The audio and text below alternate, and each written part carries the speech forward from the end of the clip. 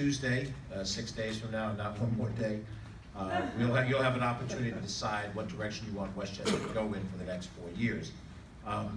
Since our topic tonight is specifically housing, let me tell you that when I was 23 years old, I had a master's degree in public administration from New York University. I was working as a budget analyst in a job that I wasn't particularly enamored with, and I had an opportunity to join the City of Mount Vernon government under a new mayor, Tom Sharp, back in early 1977.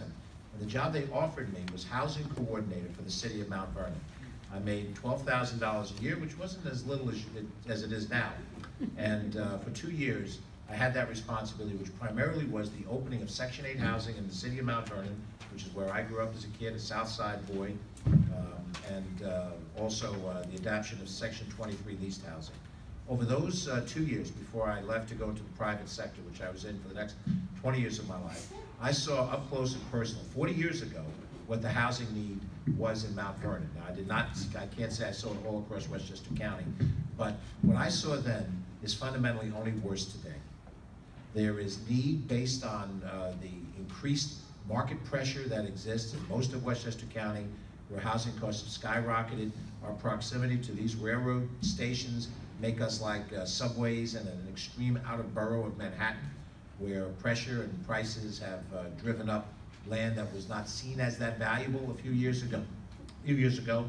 And there's no question in my mind that it's tougher still for the people that rent and need housing and can't buy it at market rate.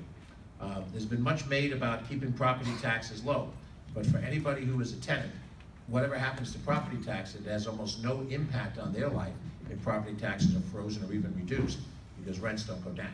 And the pressure on trying to find an affordable place to live and a decent place to live is even worse. So what I would hope tonight, as you ask questions, the standard questions and the questions that come from the floor, is that I will give you an intelligent response. I cannot tell you that I've got the answer to every question. You'll ask me a question on some particular topic I might not understand or know. The question is, will you get a county executive who's committed to try?